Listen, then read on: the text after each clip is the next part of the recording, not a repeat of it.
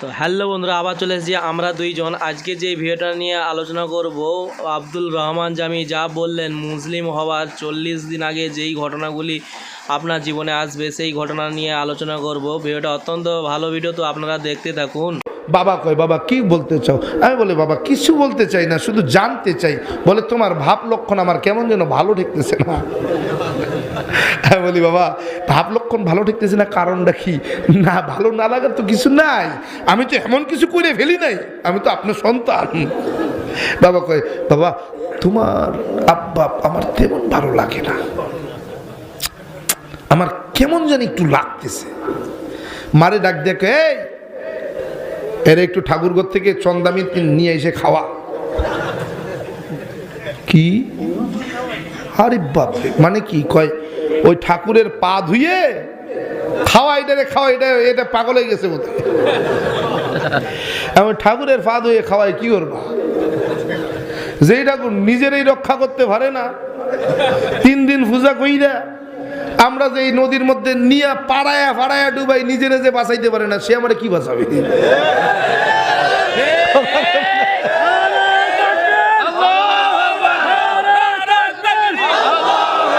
তুই পাগল, সত্যি পাগল হয়ে গেছে তোরে, এই পাগলামি তো আটকানো যাবে না।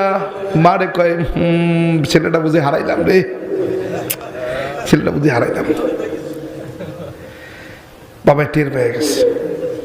বাবা কয়, বাবা তুই সত্যি কি মুসলমান টুসলমান হয়ে গেছো নাকি?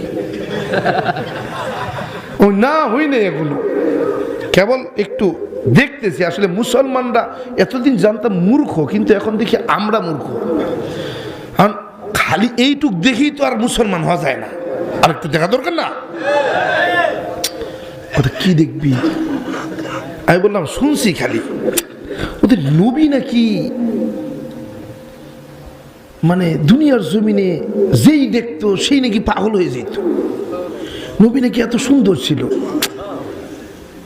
সেই নবী নাকি কোনোদিন কাউরে গালাগাল তো দূরের কথা, কারোর সঙ্গে খারাপ ব্যবহারও করে নাই। আরে ওই নবীরা তো দেখি নাই, কিন্তু ওই নবীর হাদিস পড়ে দেখছি। হাদিসের মধ্যে যা দেখলাম তাতে আমার মনে হইল যে নবী মনে হয় সত্যিই নবী। মানে কি? আমি বললাম, বাবা একটা ওয়াকিয়া পড়লাম। কি? নবীর আদর্শের একটা বয়ান পড়লাম। এই আদর্শের বয়ানটা পড়ার পরেই চিন্তা করতেছি, এইরকম নাকি মুসলমানের আদর্শ? এই আদর্শ যদি নবীর আদর্শ হয়, তাহলে তো এটা মুসলমানেরও আদর্শ। বলে, তুমি যে রসুলের আদর্শের বয়ান করলে, এই রসুলের আদর্শ তুমি বাস্তবে পাবে না। ওরা সব রসুলের আদর্শকে মুছে গিয়েছে, ওরা রসুলের আদর্শ থেকে বের হয়ে গিয়েছে। তারা রসুলের আদর্শ বাস্তবায়ন করতে চায় না, তারা রসুলের আদর্শ অনুযায়ী জীবন সাজাতে চায় না। তারা শুধু নামে মুসলমান, তারা শুধু নামে মুসলমান। আমি অনেক গবেষণা করেছি, অনেক গবেষণা করেছি। বাবা বলতেছে, আমি অনেক গবেষণা করেছি, কিন্তু আমি গবেষণা করে 0 পেয়েছি। তারা সত্যিকারের নামে মুসলমান, কামে মুসলমান না। আফসোস। বাবাকে বললাম, বাবা আপনি যেই আদর্শ তালাশ করে পাননি, আমি ইসলাম গ্রহণ করে সেই আদর্শকে, সেই রসুলের আদর্শকে বাস্তবায়ন করার জন্যই ইসলাম গ্রহণ করতে চাই। বাবা কয়, শুধু কষ্ট পাবে, কষ্ট পাবে, কষ্ট পাবে, তুমি কষ্ট ছাড়া কিছু পাবে না। আমি বললাম, বাবা ইসলামটা এমন একটা গোলাপের মতো, ফুটন্ত এক গোলাপের মতো। বাবা বলে, কি বলতে চাও? আমি বললাম, বাবা একটা গোলাপ গাছে যখন একটা গোলাপ ফুটে, ওই গোলাপটাকে সবাই ছিঁড়তে চায়। কেউ কাটার আঁচড় খেয়ে ফিরে আসে, আর কেউ শত বাধার পরেও ওই গোলাপটাকে সংগ্রহ করে। কথা বলেন না কেন? বাবা আমি সেই কাটার খোঁচার আঘাত খেয়ে ওই গোলাপকে পেতে চাই। বাবা বলে, কি বলো? আমি বললাম, বাবা আমি সেই ইসলামকেই পেতে চাই। বাবা বলে, ইসলাম তো খুব গরিব, দরিদ্রতা ছাড়া ইসলামে কিছু নেই। আমি বললাম বাবা আমি জানি, আমি যেই শান শওকতে জন্মগ্রহণ করেছি, মানুষ হয়েছি, ইসলামে হয়তো সেই শান শওকত নেই। আমি জানি ইসলামটাই গরিব, তবে ইসলাম জিন্দা ততক্ষণ পর্যন্ত থাকবে যতক্ষণ পর্যন্ত মুসলমান বুকের তাজা রক্ত ইসলামের জন্য রাস্তায় ঢেলে দেবে। আমি সেই বুকের তাজা রক্ত ঢেলে দিয়ে ইসলামকে জিন্দা রাখতে চাই, বাঁচিয়ে রাখতে চাই। বাবা বলে, বাবা তোমার যেই মনের তামান্না, জানি না তুমি কত দূর পর্যন্ত পৌঁছাতে পারবে, জানি না তুমি শেষ পর্যন্ত টিকে থাকবে কিনা, জানি না তুমি শেষ পর্যন্ত আমার কাছে আবার ফিরে আসো কিনা। প্রিয় ভাই আমার, এই ইসলাম পেয়েছি, গবেষণা করতে গিয়ে জীবনের শেষ সম্বল বাবা মা, ধন সম্পদ, বাড়ি গাড়ি, স্ত্রী সন্তান এবং কি চাকরিও হারাতে হয়েছে। থেমে নেই, চিন্তা নেই, ভয় পাই না, কারণ আমার আল্লাহ বলেন ফাইন্না মাআল উসরি ইউসরা, ইন্না মাআল উসরি ইউসরা। অতঃপর কষ্টের পরে সুখ আসবে, নিশ্চিত জেনে রাখো, কষ্টের পরেই সুখ আসবে। কষ্ট ছাড়া যেমন, কাটার আঁচড় ছাড়া যেমন গোলাপ হাসিল করা যায় না, কষ্ট ছাড়া ইসলাম পাওয়া যায় না। বাবা কয় জানি না, এই যে 12 মাসে 13 জন খোদা পাইলাম কোথায়? বাবা কয় জানা নাই, তাইলে করি কেন? বলে পূর্বপুরুষ বাপ দাদাই কইরে গেছে, তাই টাটকা দলিল। আমি বললাম বাবা যেহেতু এর কোনো দলিল নাই তো মানি কেন? বলে ভগবান শ্রীকৃষ্ণ বলে, এই জন্য মানি। আমি কোথায় বলে? বাবা কয় জানি না, তবে তুমি তো পণ্ডিত, তুমি একটু বলো ভগবান শ্রীকৃষ্ণ কোথায় যেন বলছেন। কি বলছেন? আমি অগণিত অবতার হইয়া মানুষের কল্যাণে দুনিয়ার জমিনে যুগে যুগে কালে কালে অবতরণ করলাম, সমস্ত অবতারগণ আমি ভগবান শ্রীকৃষ্ণকে মেনে নিল। আমি বলি বাবা এটা রাজভোগ কিতাবের 2192 পৃষ্ঠার মধ্যে আছে মন্ত্রখানা। বলে কি মন্ত্র? আমি বললাম কৃষ্ণং কৃষ্ণং শ্রী নন্দকেশ সর্বনাম যুগে। বাবাই কয় মানে কি? আমি বললাম ভগবান শ্রীকৃষ্ণ যুগে যুগে কালে কালে মানুষের কল্যাণে অগণিত অবতার হয়ে দুনিয়ার জমিনে অবতরণ করেছেন, সমস্ত অবতারগণ ভগবান শ্রীকৃষ্ণকে আবার ভগবান বলে স্বীকার করেছেন।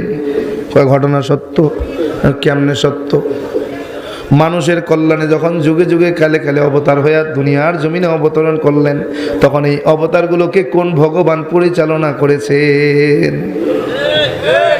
ভগবান শ্রীকৃষ্ণ যখন যুগে যুগে যুগের বিবর্তনে, কালের পরিবর্তনে পূর্ব দিকে সূর্য হইয়া ঝুলে গেলেন। সূর্য আমাদের দেবতা, সূর্য আমাদের ভগবান। যখন শ্রীকৃষ্ণ ভগবান ওই সূর্য হইয়া পূর্ব আকাশে ঝুলে গেলেন, তখন কোন ভগবান প্রত্যেক দিন পৃথিবী শুরু থেকে আজ পর্যন্ত পূর্ব দিকে সূর্য উঠিয়া পশ্চিম দিকে ডুবায়, এই ভগবানের নামটা কি জানা যায়? বলে কেন? ভগবান শ্রীকৃষ্ণ। আমি বললাম তিনি তো নিজেই সূর্য হয়ে গেছেন, তিনি আবার কেমনে পরিচালনা করবেন? এরে বাবা, ওই সূর্যকে যিনি পরিচালনা করেছেন, যেই সূর্যকে আমরা শীতকাল আর গরমকাল নাই, সকালে ঘুম থেকে উঠিয়া গলা পানিতে নামিয়া সূর্যদেবের প্রণাম করি, ওই সূর্যদেবের যিনি পরিচালনা করেন, যিনি ওনার ড্রাইভারি করেন, যার হুকুমে ওই সূর্যদেব পূর্ব দিকে উইঠা পশ্চিম দিকে ডোবে, ওই ভগবান আর কেউ নয়, কেউ নয়, মুসলমানদের আল্লাহ। বাবা কয় কি বলতে চাও? আমি বলি কিছু বলবো না, আপনি পরে কষ্ট পাইবেন। বাবারে বলি বাবা দুনিয়ার জমিনে কত জাতি আছে, কত গোত্র আছে, কত ধর্ম, কত বর্ণ আছে জানা নাই? আপনি বাংলাদেশে বাঙালি বইলা আপনি ভগবান রে ডাকেন ভগবান, এই ভগবান রে যখন পাঞ্জাবের মধ্যে ডাকে, যখন হিন্দির জায়গায় ডাকে, ইন্ডিয়ার মধ্যে ডাকে, তখন কেউ ডাকে ঈশ্বর, কেউ ডাকে সৃষ্টিকর্তা, কেউ ডাকে গড। জায়গা ভেদে তার নামের পরিবর্তন। কিন্তু আল্লাহ এমন একজন, তুমি বাংলাদেশে বাংলা ভাষায় আল্লাহরে ডাকবা, আল্লাহরে লিখবা, কি লিখবা? আল্লাহ। তুমি ইন্ডিয়ার মধ্যে হিন্দি ভাষায় ডাকবা, হিন্দি ভাষায় লিখবা, হিন্দি ভাষায় বলবা, কি বলবা? আল্লাহ। তুমি আরবিতে পাকিস্তানে যাইয়া উর্দুতে লিখবা, উর্দুতে বলবা, উর্দুতে আমার আল্লাহরে ডাকবা, কি ডাকবা? আল্লাহ। তুমি যখন ওই যে আসামে যাবা, আসামের ভাষায় তুমি যখন লিখবা, তখন কি লিখবা? তখন কি ডাকবা, কি বলবা? আল্লাহ। তুমি যখন সৌদি আরবে যাবা, ওই সৌদি আরবের মধ্যে যাইয়া তুমি আমার আল্লাহরে কি লিখবা, কি বলবা, কি বলে ডাকবা? আল্লাহ। অতএব আমার আল্লাহ এমন এক সত্তার নাম, যিনি যেই জায়গায় যেমন ঠিক সেই জায়গায় তেমন। যে কোনো ভাষায় তুমি আমার আল্লাহকে ডাকবা, আল্লাহই ডাকতে হবে, অন্য কিছু ডাকার ক্ষমতা নাই। কথা কন না কেন? বাবা কয় কি ব্যাপার, কি বলতে চাও? আমি বললাম বাবা শুধু জানতে চাই, জানতে চাই, বলতে চাই না। বাবা কয় কি বলতে চাও? আমি বললাম বাবা গো, সৃষ্টিকর্তা 12 মাসে 13 জন হতে পারে না, কারণ 13 জন যদি সৃষ্টিকর্তা হতো, 12 মাসে 13 জন খোদা হইতো, তাইলে এই দুনিয়া আর থাকতো না, দুনিয়া বিবর্তনে পরিবর্তনে ধ্বংস হয়ে যাইতো। অতএব খোদা আমার একজন। কে সে? বলে একমে বা দ্বিতীয়ম। সৃষ্টিকর্তা কয়জন? একজন, এক অদ্বিতীয়। বলে সৃষ্টিকর্তা একক অদ্বিতীয়। বলে একম এবং অদ্বৈতম। বলে সৃষ্টিকর্তা কয়জন? বলে সৃষ্টিকর্তা একজন, তিনি কারো মুখাপেক্ষী নন। একম ব্রহ্মা দৈত্য নাস্তি নহিনা নাস্তি কিঞ্চন। বলে সৃষ্টিকর্তা একজন, তিনি কারো মুখাপেক্ষী নন। বলে তিনি কারো মুখাপেক্ষী নন, তিনি এমন, তিনি খানও না, ঘুমানো না, স্ত্রীও নাই, সন্তানও নাই, জন্মও দেন নাই, জন্মগ্রহণও তিনি করেন নাই। আমার আল্লাহ জানায়া দেয়, কুল হুয়াল্লাহু আহাদ আল্লাহুস সামাদ লাম ইয়ালিদ ওয়া লাম ইউলাদ ওয়া লাম ইয়াকুল লাহু কুফুয়ান আহাদ। আল্লাহু আকবার কইেন না। আরে বান্দা, আমার আল্লাহ ডাক দিয়ে কয়, ও নবী জানায়া দেন আমি আল্লাহ এক অদ্বিতীয়, আমি কারো মুখাপেক্ষী নই, আমি খাইও না, ঘুমাইও না, স্ত্রীও নাই, সন্তানও নাই, জন্মও দেই নাই, জন্মগ্রহণও আমি সৃষ্টিকর্তা করি নাই। ঠিক কি না?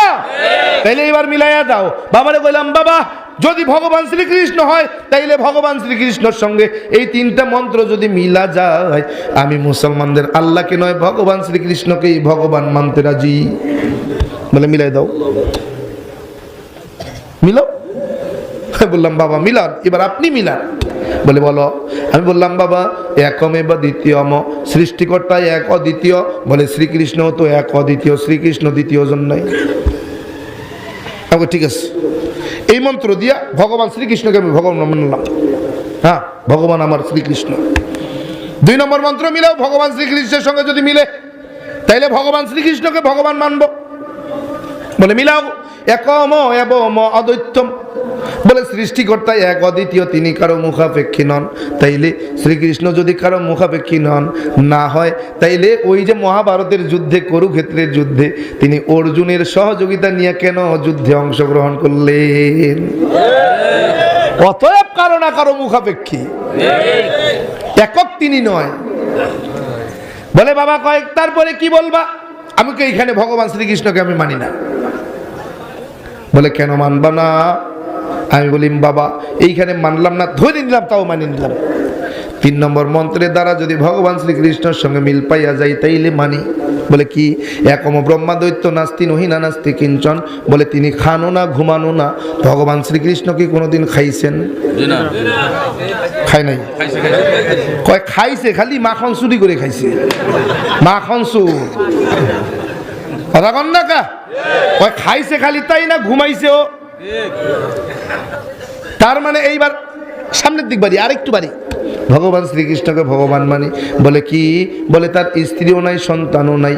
তাইলে ভগবান শ্রীকৃষ্ণের তো স্ত্রী নাই, বিয়ে করে নাই। বলে 1 জন 2 জন না, 16,000 স্ত্রী তার। এখন কন তো বাবা কয় তারপর কি বলবা? আমি বললাম বাবা, ভগবান সৃষ্টিকর্তা নাকি জন্মগ্রহণও করেন নাই, কাউকে জন্মও দেয় নাই। যদি তাই হয়, ভগবান শ্রীকৃষ্ণ কি জন্মগ্রহণ করছে এরকম জানা আছে? বাবা কয় কি বলতে চাও? আমি বললাম বাবা, কংস মামার জেলখানায় ভগবান শ্রীকৃষ্ণের জন্ম হয়। ঝড় বৃষ্টি তুফানের রাত্রিতে বাবা মাথায় করে নিয়ে আরেক রাজ্যে দিয়া যায়। ভগবান শ্রীকৃষ্ণের জন্মাষ্টমী ব্রত এজন্য প্রত্যেক বছর পালিত হয়। দেখেন না আপনারা, শ্রীকৃষ্ণের জন্মাষ্টমী ব্রত মানে জন্মদিন পালন করে তারা। আহা, তার মানে ভগবান শ্রীকৃষ্ণের জন্ম হয়েছে। এই 3 মন্ত্র দ্বারা যেই খোদার সঙ্গে আপনি মিলাইবেন, 3 মন্ত্র যদি কোনো খোদার সঙ্গে মিলা যায়, আমি সেই খোদাকে খোদা মানতে রাজি আছি, নচেত নয়। বাবা কয় কি বলতে চাও? তাইলে কি তুমি আমারে ছাইরা চইলা যাইবা? আমি বললাম বাবা, এই মন্ত্র যার সঙ্গে মিলে সেই আমার আল্লাহ, সেই আমার সৃষ্টিকর্তা। বলে কেমন? আমি বললাম বাবা, আল্লাহ এমন একজন যার সঙ্গে এই 3 মন্ত্রের মিল পাওয়া যায়। বলে কেমন? বলে কুল হু আল্লাহু আহাদ, আমি আল্লাহ এক অদ্বিতীয়। আল্লাহ পাক রব্বুল আলামিন জানায়া দেয়, ও নবী জানায়া দেন আমি আল্লাহ এক অদ্বিতীয়।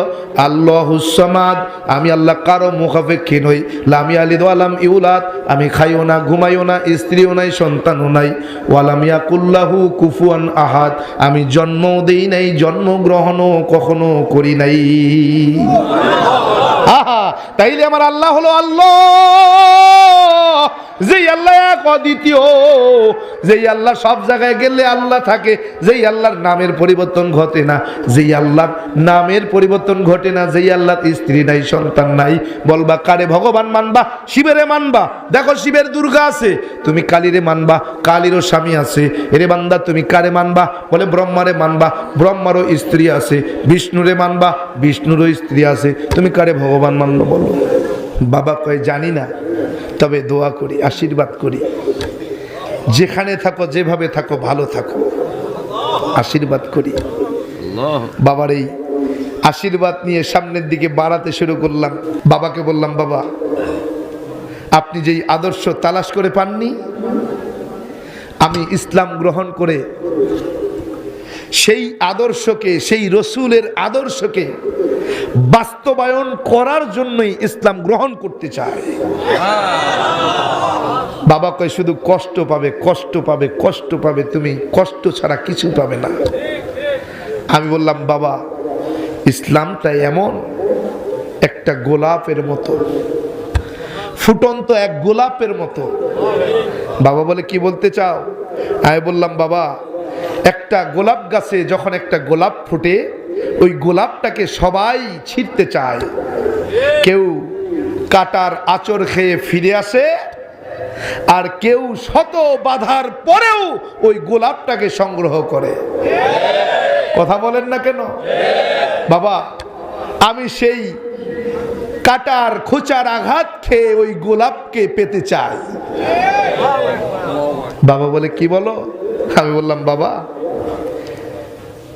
আমি সেই ইসলামকেই পেতে চাই। বাবা বলে ইসলাম তো খুব গরিব, দরিদ্র, দরিদ্রতা ছাড়া ইসলামে কিছু নেই। আমি বললাম বাবা আমি জানি, আমি যেই শান শওকতে জন্মগ্রহণ করেছি, মানুষ হয়েছি, ইসলামে হয়তো সেই শান শওকত নেই। আমি জানি ইসলামটাই গরিব, তবে ইসলাম জিন্দা ততক্ষণ পর্যন্ত থাকবে যতক্ষণ পর্যন্ত মুসলমান বুকের তাজা রক্ত ইসলামের জন্য রাস্তায় ঢেলে দেবে। আমি সেই বুকের তাজা রক্ত ঢেলে দিয়ে ইসলামকে জিন্দা রাখতে চাই, বাঁচিয়ে রাখতে চাই। বাবা বলে বাবা, তোমার যেই মনের তামান্না, জানি না তুমি কতদূর পর্যন্ত পৌঁছাতে পারবে, জানি না তুমি শেষ পর্যন্ত টিকে থাকবে কিনা, জানি না তুমি শেষ পর্যন্ত আমার কাছে আবার ফিরে আসো কিনা। প্রিয় ভাই আমার, এই ইসলাম পেয়েছি, গবেষণা করতে গিয়ে জীবনের শেষ সম্বল বাবা মা, ধন সম্পদ, বাড়ি গাড়ি, স্ত্রী সন্তান এবং কি চাকরিও হারাতে হয়েছে। থেমে নেই, চিন্তা নেই, ভয় পাই না, কারণ আমার আল্লাহ বলেন ফা ইন্না মাআল উসরি ইউসরা, ইন্না মাআল উসরি ইউসরা। অতঃপর কষ্টের পরে সুখ আসবে, নিশ্চিত জেনে রাখো কষ্টের পরেই সুখ আসবে। কষ্ট ছাড়া যেমন, কাটার আঁচড় ছাড়া যেমন গোলাপ হাসিল করা যায় না, কষ্ট ছাড়া ইসলাম পাওয়া যায় না। তো ভিডিওটা অত্যন্ত খুবই ভালো ভিডিও, আপনারা যদি মন দিয়ে ভিডিওটা দেখেন অত্যন্ত খুবই একটা ভালো ভিডিও নিয়ে রিয়েকশন করলাম। আব্দুল রহমান জামি যা বললেন খুবই ভালো কথাগুলি বললেন, খুবই ভালো লাগলো। আপনারা মন দিয়ে ভিডিওটা দেখুন, যদি ভালো লাগে তো চ্যানেলটিকে সাবস্ক্রাইব, লাইক, শেয়ার করবেন।